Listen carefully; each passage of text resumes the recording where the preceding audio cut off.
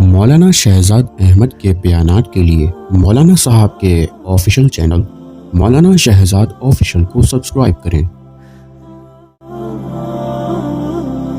وہ یہ کہ اللہ رب العالمین نے قرآن عظیم کے اندر بہت ہی خوبصورت طریقے سے ارشاد فرمایا اپنے پیغمبروں کو مخاطب کر کے۔ اللہ کریم خود مخاطب ہیں اور ان کے انبیاء، ان کے رسول سارے کے سارے مخاطبین ہیں۔ ان کو مخاطب کر کے اللہ رب العالمین نے ارشاد فرمایا، اے میرے رسولو، اے میرے پیغمبرو، کلو من الطیبات، کہ پاکیزہ رزق کھایا کرو۔ تو آگے فرمائے کہ پاکیزہ رزق کھاؤ۔ اندازہ لگائیں کہ اللہ رب العالمین کس قدر معصوم شخصیات کو، معصوم ہستیوں کو جو کہ گناہوں سے پاک، گناہ جن سے سرزد ہی نہیں ہوتا، گناہ جن سے ہوتا ہی نہیں ہے، ان ہستیوں کو اللہ کریم فرما رہے ہیں کہ پاکیزہ رزق کھاؤ۔ تو آج سوال پیدا ہوتا ہے کہ ربا پاکیزہ رزق کھائیں گے پھر کیا ہوگا؟ فرمایا وَاعْمَلُوا صَالِحًا، تو تمہارے اعضاء سے، تمہارے جسم کے ایک ایک عضو سے نیک اعمال نکلیں گے۔ پتہ چلا کہ نیک اعمال کا دار و مدار پاک اور حلال پاکیزہ رزق کھانے پر ہے۔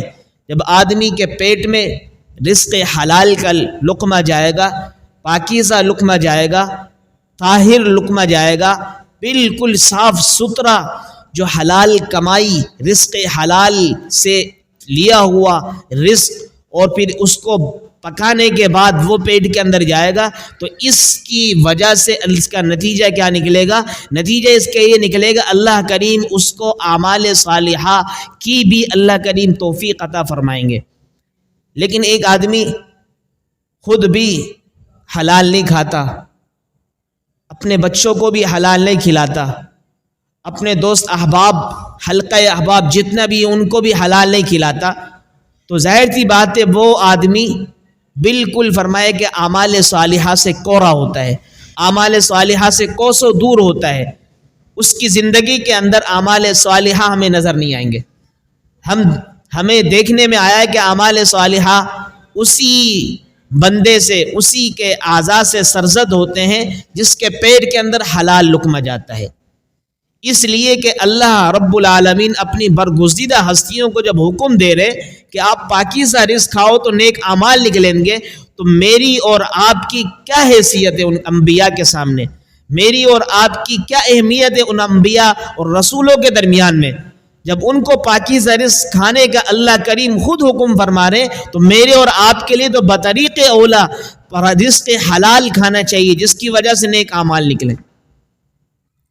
آج میرے اور آپ کے اندر یہ بہت گندی عادتیں کہیں سے بھی آئے، حلال ہو، حرام ہو، پاک ہو، ناپاک ہو، جائز ہو، ناجائز ہو، کیسا کمایا ہوا ہو، کیسے کمایا ہوا نہ ہو، جیسا بھی ہو، لیکن پیسہ آنا چاہیے، مال آنا چاہیے۔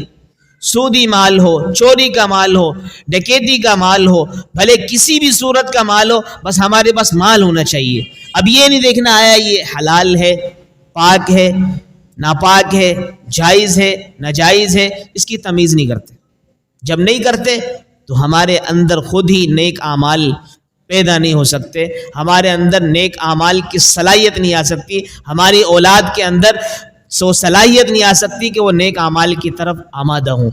اسی وقت ہم نیک اعمال کی طرف آ سکتے ہیں جب ہمارے فرمائے کہ رزق حلال کی کمائی ہو، پھر اس کو ہم کھائیں، وہ لقمہ حلال لقمہ ہمارے پیٹ میں جائے تو خود بخود نیک اعمال ہمارے اعضاء سے سرزد ہوں گے۔ اس پر ایک چھوٹا سا واقعہ سناتا ہوں کہ ایک بیرون ملک کے اندر ایک مدرسے کا ایک واقعہ ہے۔ یہ ایک بیرون ملک کے اندر ایک مدرسہ تھا، وہاں پر ایک طالب علم کو داخلہ کروا دیا گیا، وہ وہاں پر پڑھنے لگا، تو اس کو 1 سال مکمل ہو گیا تو اس کا ایک پارہ نہیں ہوا ناظرہ۔ تو پھر ان کے والدین آئے، سرپرست آئے اس بچے کے، مدرسے کے اندر استاد سے پوچھا، نگران صاحب سے پوچھا کہ بھئی میرے بچے، ہمارا جو بچہ ہے اس کا 1 سال مکمل ہو گیا، ابھی تک اس نے 1 پارہ ناظرہ نہیں پڑھا، حالانکہ اتنا قابل ترین بچہ ہے، ہمارا اسکول کے اندر پوزیشن لینے والا تھا اول دوم، ہر سال کی یہ ترتیب ہے، لیکن مدرسے کے اندر 1 سال مکمل ہو چکا، اس کا 1 پارہ ناظرہ نہیں ہوا، یہ کیا وجہ ہے؟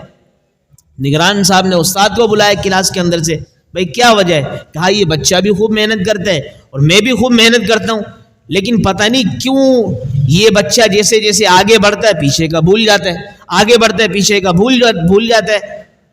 تو پھر نگران صاحب سمجھ گئے، نگران صاحب نے بچے سے ہی پوچھا ان کے والدین کے سامنے کہ بیٹا آپ بتائیں آپ کھانا کیسا کھاتے ہیں، کہاں سے کھانا کھاتے ہیں؟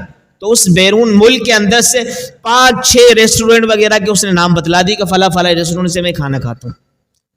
جب نگران صاحب نے ان کے والدین کو کہا کہ یقین کرے کہ جن ریسٹورنٹ کے کھانا کھاتا ہے، جن ہوٹلوں سے کھانا کھاتا ہے، وہ تو سارے حرام چیزیں بناتے ہیں، حرام کی کمائی وہاں پر ہوتی ہے، وہ سارے کافر مسلمان بھی نہیں ہیں، آپ لوگ تو اللہ کے دین کے بہترین داعی ہیں، یہاں تو بہترین طریقے سے آپ لوگ کے گھر پہ حلال مال ہے، حلال رزق ہے، ساری چیزیں ہیں، تو پھر آپ گھر کا کھانا اس کو کیوں نہیں کھلاتے؟ محتمم صاحب نگران صاحب نے کہا کہ بھئی یا تو آپ بچے کو حلال مال رزق حلال اپنے گھر کا بنایا ہوا کھانا کھلاؤ، یا پھر اس بچے کو واپس لے جاؤ۔ جب انہوں نے کہا کہ نگران صاحب آپ کی بات کو ہم سمجھ چکے ہیں، اب اپنے گھر کا کھانا کھلائیں گے، اس کے علاوہ کوئی کھانے کی طرف اس کو لپکنے نہیں دیں گے۔